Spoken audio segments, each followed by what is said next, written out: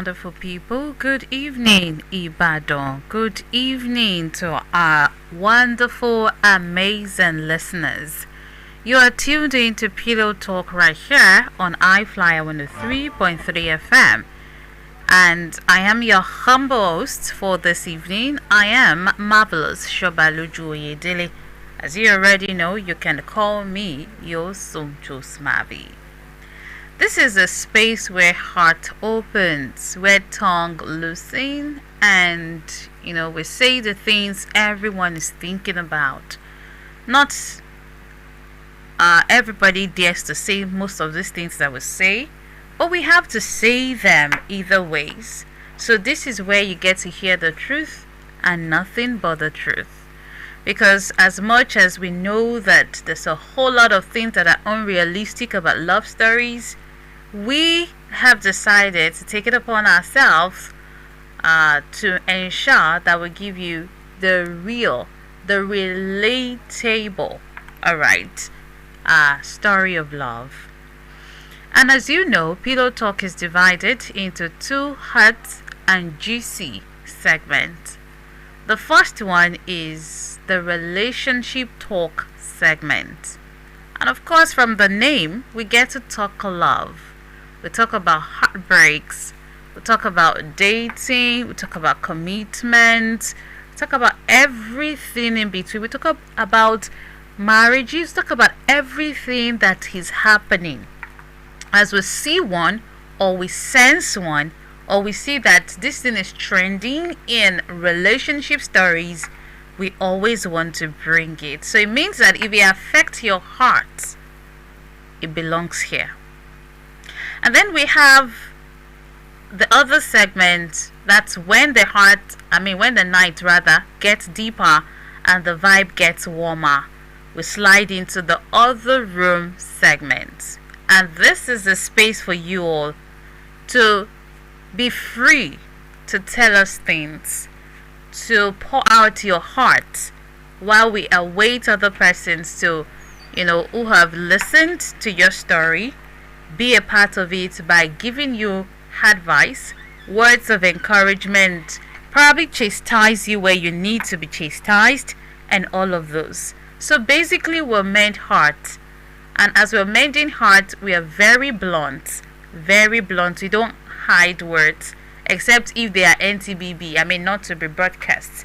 But as long as we can say them right here, we will definitely go into the heart of it. So this night, as always, just like we've always been doing it every Tuesday night, I want you to grab your pillow. I want you to relax your mind. And let's talk about what really happens after dark. This again is Pillow Talk with your Smavi, Marvelous SOBALOJU OYEDELE, only on I-FLIER 103.3 FM, where the night talks back.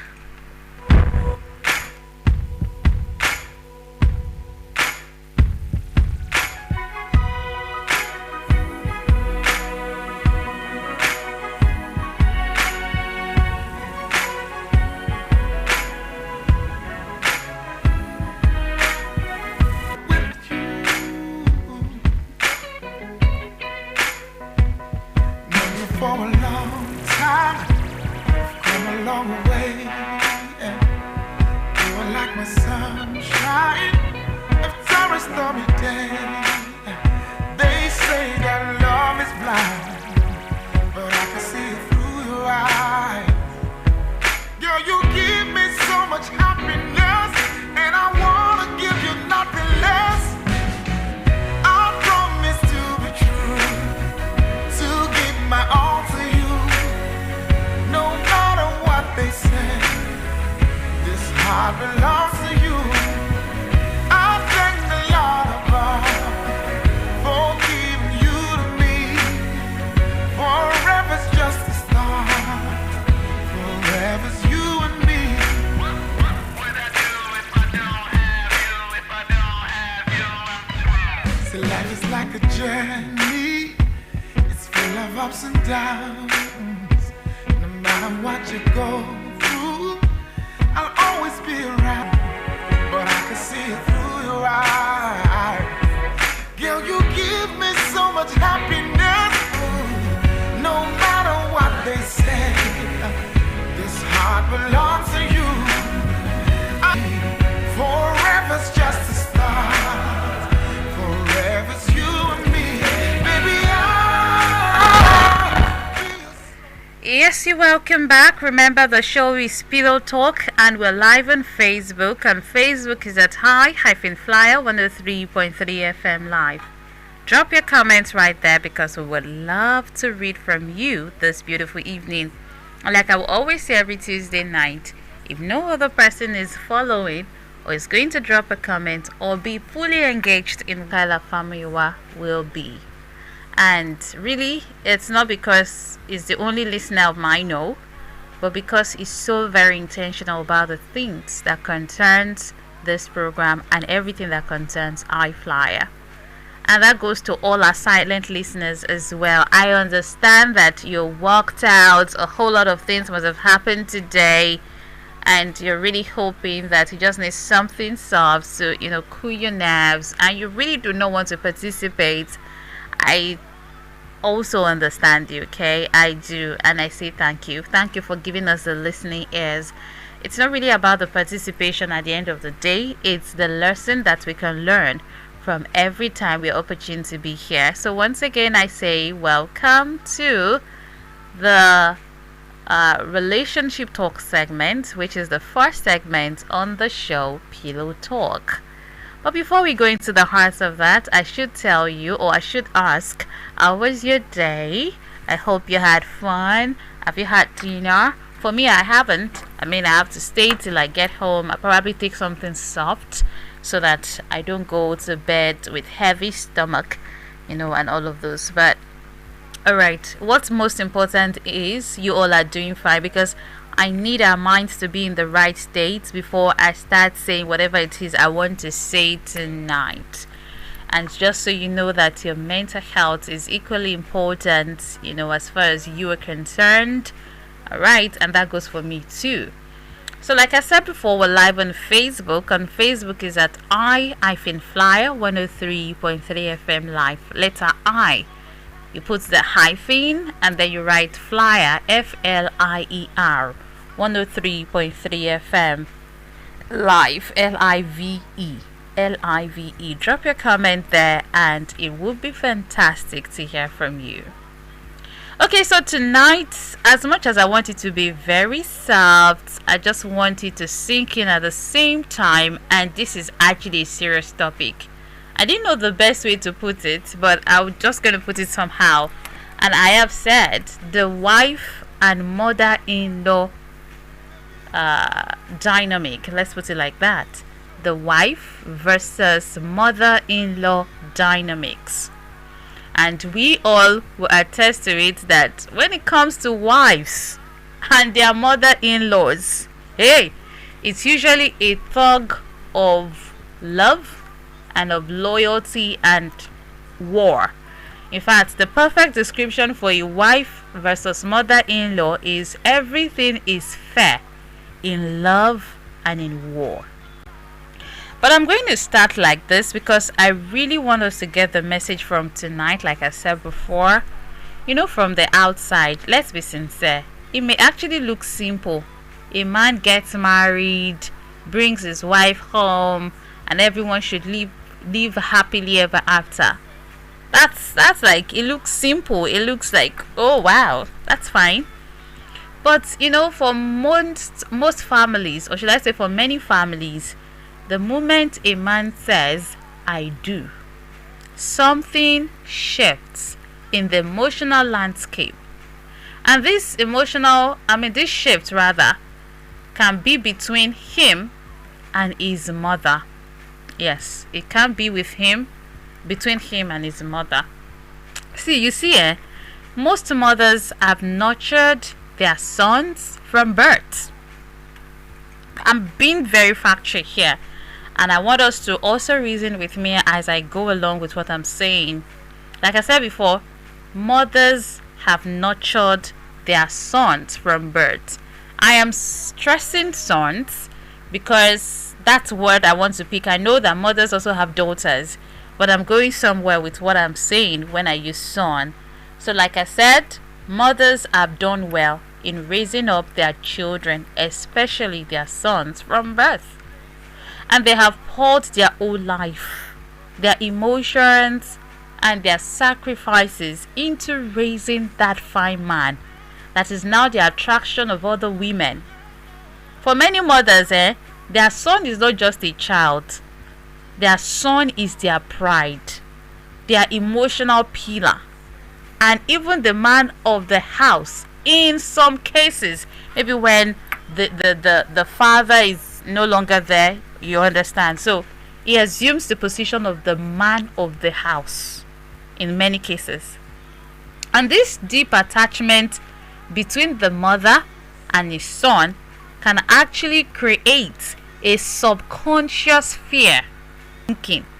If I'm speaking the minds of mother-in-laws right now, I think I should get a thumbs up on the Facebook page.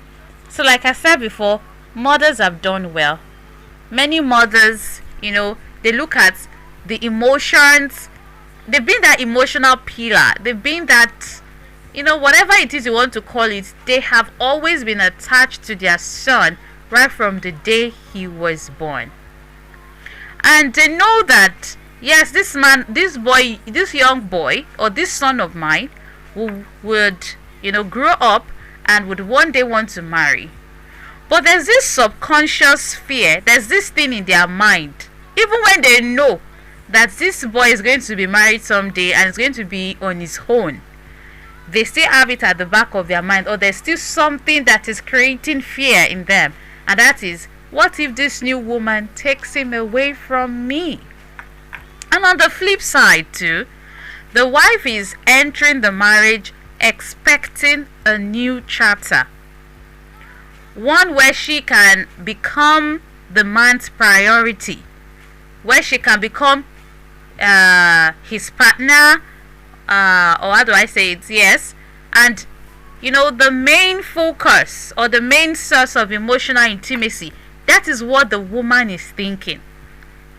And when she begins to sense that her husband still answers to his mother before her, conflict will begin to brew. That's the truth. And I'm sure in many instances we all can relate with what I am saying right now. Parents might say, no, you might not even know until you start, or your son decides to get married. That's when you start noticing most of these things. For me, growing up, I'd always thought my parents are not tribalistic. Some days we'll talk about it. My parents don't mind. They, as long as it's a human, you can marry anybody. But when it got to that stage of my life where I started bringing men home, or at a point where they know that, oh my tito loco, you understand what I'm saying. So they started giving me conditions. You can't marry from here. You have to do this. You don't go there. You understand? So sometimes we don't even know what we are capable of doing until we get to that stage and we're about to cross it. So like I said before, just like the mother has been there for their son, they've been with him all their life, and the wife is also getting into marriage hoping to at least become the man's priority. So this time he's not going to be paying as much attention as he pays to the wife, to the mother. It does not mean that he's not going to be taking care of the mother anymore. He still will be taking care of the mother, only that he has his own priorities now. So mommy's like, if mommy's number one before, mommy has dropped to number two. Whether we like it or not, that's how it will be when he eventually get married, or when he's eventually married. So a perfect example of that, because this is where I'm going, this is what actually brought about me talking about mother-in-laws and wives. I don't know if we all have heard about the story of Hakimi. That's this PSG player, Akraf Hakimi's ex-wife. We just call her Hiba. Hiba is her name actually. So, Hakimi's ex-wife said something. She said that she was angry that her husband chose his mother over their marriage and kids. And before I even go further with that, there are speculations, or at a point when we all heard about the divorce, it was a different story we heard, and is understood. I am not ruling it out. I'm just trying to bring us up to speed as to what really happened. It was heard that the woman dragged the husband to court, and usually from where they are staying or the location or the laws of their country, it is expected that the man will have to give half of his property to the wife because they're not together anymore. That's like the divorce rules over there. And so many surprised, this woman left empty-handed. Why? Because Hakimi do not have anything in his name. He has it in his mother's name. And many persons were praising him. Oh, that's smart. All these women, that's what they do. They marry you for some time and then you get a divorce and all of those so that they can claim your property. You hear a lot of stories. But when she eventually granted an interview, that's like a year or two after the divorce, which is recently, okay, she said that she was angry that her husband chose her mother over the marriage and the kids. And it makes sense now. Like, a man, actually named all of his property after his mother. It means something. Many persons will say he's smart. It's because he's trying to, secure his wealth. It could be. But it does not also change the fact that it could be also still emotionally entangled with his mother. Or shall I say that the mom still take the first stage or the priority in his list. Now, it is now her words that actually brought me to say this. When I said that, or when she said that she was angry that her husband chose his mother over their marriage and kids. And this reflected what many women silently go through. That's the truth. In many African, it might not even be African, it could be Arab, it could even be Asian cultures, mothers often remain heavily involved in their sons' lives, from managing finances to deciding how things are done in the households. In Hakimi's case, it was revealed that most of his wealth and assets were in his mother's name. So, while some saw it as a smart financial move, others of course viewed it as a sign of over-dependence and even emotional control from the mother's side. For Hiba, that's Hakimi's ex-wife, it wasn't about money. According to her, it wasn't about money. It was the emotional betrayal, feeling like she was competing with Hakimi's mother for space in her own marriage. And that's where I'm going. And you cannot really blame, I am not blaming Hakimi's mother here, and I'm not blaming other mothers who belong or in the same category. Okay, all I am saying is, for Ibad, you know what she said? She said, it's not about money. It's not I'm not divorcing him because, or I didn't divorce him because I wanted his money. No, that was not it for me. It was just the emotional betrayal. This man made her feel that she was competing with his mother for space in her own marriage. It's supposed to be her space, not her mother's or not her mother-in-law's. You get? So, and that's why it is now very important for us to address this thing as soon as we can. So the question that now comes to head is, why are some mothers struggling to let go?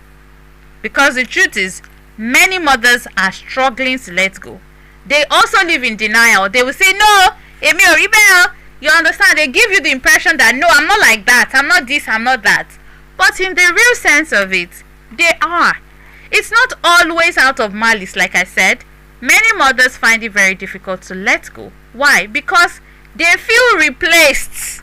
That's the truth. If they have been factored with herself, suddenly the son, who used to share everything with them, now confides in another woman. Hey, I don't know what I would do when my own child eventually grows up and wants to pick a wife. But this is something that has been happening over years. And that's how you see that most women lately, especially this our generation, God have mercy, they are the type that will be praying that they don't meet their mother-in-laws at home. It's not because they think that they will be having issues all the time with the mother, but because sometimes the mothers can become, how do I say it? They can become mean, loneliness, especially if they devoted their entire lives to raising their son. And another reason could be that they don't trust the new wife yet. And I understand. I mean, this is a totally strange woman, and God knows that the space that they are going to be cutting for before this man eventually marry is not enough to know her and trust her fully. I get that. And that's why you see that most times you see this parent, unconsciously or consciously, they often give a silent test to the new wife.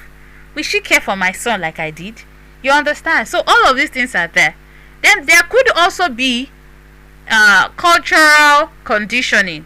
See, in many societies, mothers are taught that a man's home still belongs to his mother. I've heard it before. Okay, so in many societies, even in Nigeria, there are still some cultures that believe that a man's home still belongs to his mother. So if we now have mother-in-laws from this kind of cultural upbringing, okay, they unconsciously intrude or expect authority in their son's marriage. And that's why, especially in Nollywood movies, I don't know if they happen in real life, but I'm sure they are. And I think I've heard on a particular program right here on I-FLIER 103.3 FM, especially the program on Obirinimi, where the hosts were talking about a woman who moves into a son's home and will with all of these things, while mothers are struggling to let go. What exactly is the son doing? Because at this point, this son is their son and is also an husband. So what's the husband's role? What's his balancing act? It's also very important that we address it. But I will do after this. Pillow Talk on I-FLIER 103.3 FM. Love is for everyone. Keep listening to Pillow Talk on I-FLIER 103.3 FM. Love is for everyone. Shanti.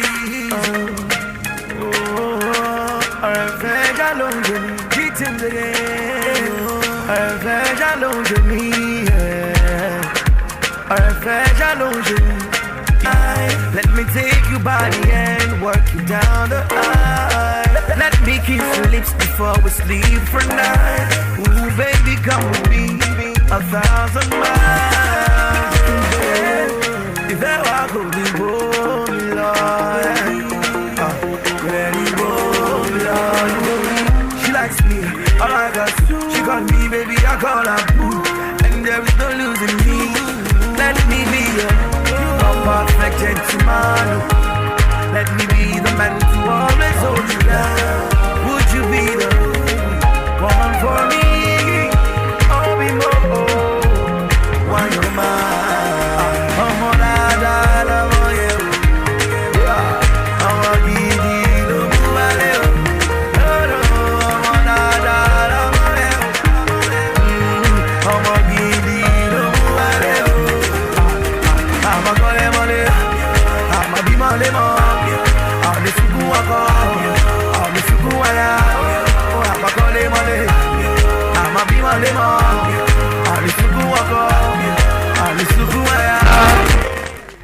Yes, you're welcome back. Remember, the show is Pillow Talk on I-FLIER 103.3 FM, and we are still in the other rooms. The relationship talk segment. So we've been talking about wives and mother-in-laws, why it's so difficult for mothers to let go, and the expectation from women, especially the wife. We've talked about that, and now we want to also talk about the son and the husband role, because it's the same. Okay, it's the son to the mother and the husband to the wife. And I'm going to say that in most of these conflicts, the husband is at the center. We have to be very factual with ourselves. The husband is at the center. He's torn between loyalty to the woman who gave him life, and also love for the woman who chose to share his life with. Okay, so he's caught in between. You want to almost kill this man. Like I said, he's at the center. This time is like, I have to be loyal to the woman that gave me life. She cared for me. She nurtured me. She supported me. She sacrificed a whole lot for me.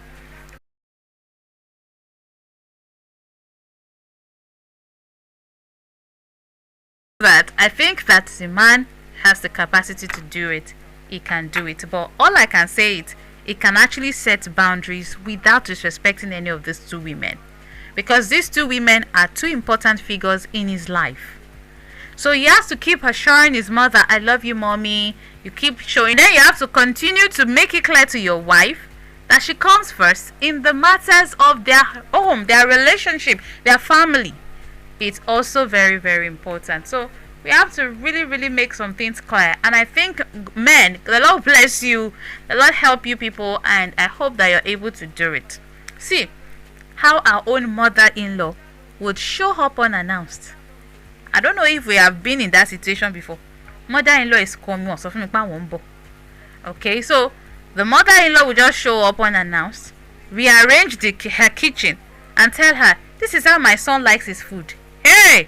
The husband said nothing. Hey, over time, resentment will grow. In fact, this particular story I'm talking about, resentment grew until she started, dreading visits.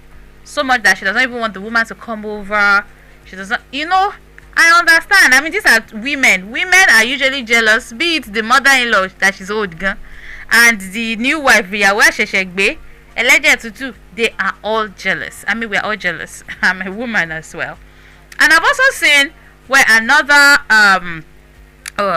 woman said that her husband's mother kept calling him daily to ask, has she cooked for you? Has she washed your clothes? As if to, constantly monitor her performance. See, in these two situations, where the the mother-in-law would just show up unannounced, rearrange the kitchen and tell her, this is how my son likes his food. Or the other woman that, the husband's mom will keep calling her, I'll be calling him to ask, these two situations, the tension wasn't just between the women. It was a communication failure from the husband's side. Now, you know that these are relatable things that we have seen happen at different instances in different homes. So what are the possible solutions? The truth is, I am only recommending, I'm not saying that that's exactly how it's going to be. I mean, but I think that it's possible. We can actually do it. And one of the things that we can do, like I said earlier, is that we have to set healthy boundaries early. The husband must politely but firmly establish that, while he deeply respects his mother, his wife's role in his life is different and sacred. So the place of boundary cannot be ruled out. It's very important. But at the same time, while you're setting boundaries, there should be mutual respect between these two women. Yes, the wife should avoid competing with or insulting the mother-in-law. Is very, very important.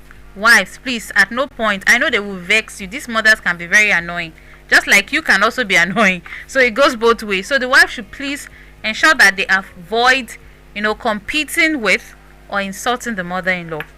And, I have to say that kindness and respect can actually soften things. Even the toughest hearts can be softened with kindness and respect. But respect should not mean tolerating disrespect indefinitely. Like, how can I explain a woman, because it's my son's house, will slap the wife? Kilagbe kilaju. I don't know if you understand, because that's like you tolerating rubbish. Now, if it happens like that, am I saying that I should slap my mother-in-law? Of course not. But at least you've had it up to here. If this woman can slap you, then the next day she can actually bring cane and whip you. That's the truth. So you have to really, really be ready to, show kindness and, not insult your mother-in-law. Be respectful. But like I said before, respect should not mean tolerating disrespect indefinitely. Please, it's also very important. Then there should be a private communication in marriage. We can never rule out. For every solution we have profiled on this show to different issues, we always still emphasize the place of communication. Communication is very, very key. Never discuss, marital problems with in-laws. Hey, there's this saying in Yoruba that kò lè ríra lọ́wọ́n. That's actually very true. Please, at no point should you discuss marital problems with in-laws. Oh, it only fuels gossips rather, and bias. Because the truth is, if I go and report my husband, for instance, to his family, and if for some reasons they seems to be on his side, what do you think? How do you think I'm going to feel? I don't feel like I should be like any. They will pitch tent with you. And if it was vice versa, he also will probably feel the same. And that's why it's very important that we are careful who we talk to. You get? Couples should actually learn to resolve issues between themselves. No third party. No interference. It's very, very important. You will have issues. A lot of things can contribute to your... It might not even be your issue to start with. It could have started with mother-in-law and wife to start with. And then you probably, push the aggression or pour the aggression on your husband, and it become yam pepper scatter. What English will say topsy-turvy. Alright, but it's also very important that we learn to resolve our disputes, our issues ourselves. Is very important. And please, husbands, you have a whole lot of work to play, or a whole lot of role to play, when it comes to your wife and your mother-in-law. And that is, you have to keep reassuring both sides. I've said that, mommy, a simple mom, you've always been important to me, but I need to build my home now. Can actually go a long way. Some husband, that's the problem I have. Because somebody say, okay, alright, I'll just keep that. And then please, mothers need emotional support too. I have to be fair. I'm going to be a mother someday, and mother-in-law someday too. So you understand. So sometimes a mother's clinginess, actually stems from loneliness. It could be because they are lonely. They need somebody to talk to. I've actually talked about a movie, not a movie rather.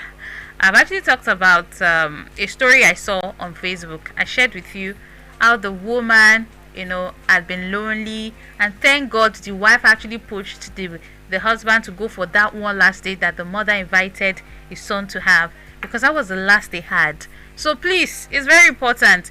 These mothers, when they are clinching with you, it could be because they are lonely. So encouraging her to build her own social life or reconnect with old friends can actually help shift our attention or shift our emotional dependency off our son. It's also important. We can actually make do with that too. And the mother loves the same person, the husband or their son. So if both women can actually learn to see that love not as competition, they begin to see love as a shared concern for their son or for their husband's happiness, then the family can actually know peace. It's very, very important. I think with that I've actually answered, or I've actually dealt with the wife and the mother-in-law gbasgbos that's always happening.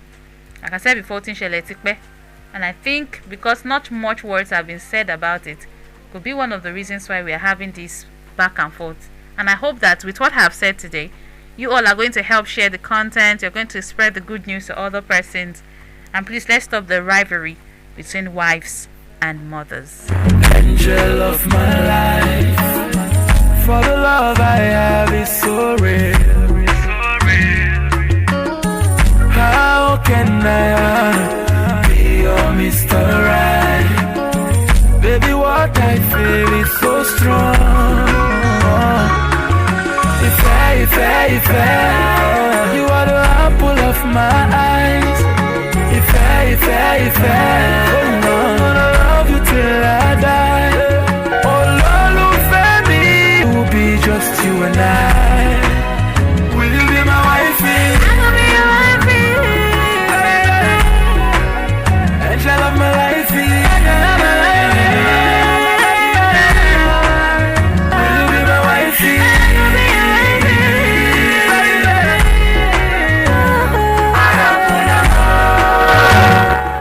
Alright, is saying the opposite. I just can't get him off my mind. Okay, I think this is simple, and thank you very much for being honest with us, sharing this with us. Like I always say, It might not necessarily be this woman's story. It could be just with somebody close to her that owns the story, and then she's like, okay, let me just send to you. It could be useful on Pillow Talk. That could be it. So it might not necessarily be whoever sends this, okay? It could be another person's story, So just like that. So this woman is saying that she's divorced and she has grown-up children, and she's also working well. She has a decent job for herself, and she said that 2 months ago I like when people know them. So she said that she knows that, hey, this thing what we are doing is not right. I mean, I'm divorced. I might actually go on with my life, but this man is already married. Okay. So, but our heart is saying the opposite. And you know what people say? Follow your heart, Abby. This is the situation now. So how will this woman get him out of his mind? Or, she can actually be second wife too, just saying. Okay, so let's hear your thoughts on this particular one. 0705 500 1033 0906 0906 090 6000 1033. Right, so any of the two lines you can use to be a part of the show for today. 091 6000 1033 or 0705 500 1033. Is your sister, or happens to be a neighbor, or happens to be somebody very close to you? What would your response be? It's 9:22 on the clock, so if you want to put a call through, I think this is the right time for us to do exactly that. Okay, so remember, we're live on Facebook. Are we even still live on Facebook? Because I notice that most times when I stress these things, it happens that we are not on Facebook. Just saying. Okay, so what do you think? 0705 500 1033 0905 444 1033. Alright, so while we await calls, let me quickly chip in mine. I'm going to say that the attention of a man you believed was unavailable can still feel incredibly flattering. And I understand, especially when he speaks to your heart, in ways that you have longed for. Is clearly pressuring all the right, or pressing the right buttons. That's how they say it. He's pressing the right buttons and making you feel special.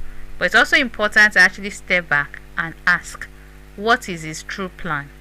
Can only end in humiliation. It only had in regrets and heartbreaks.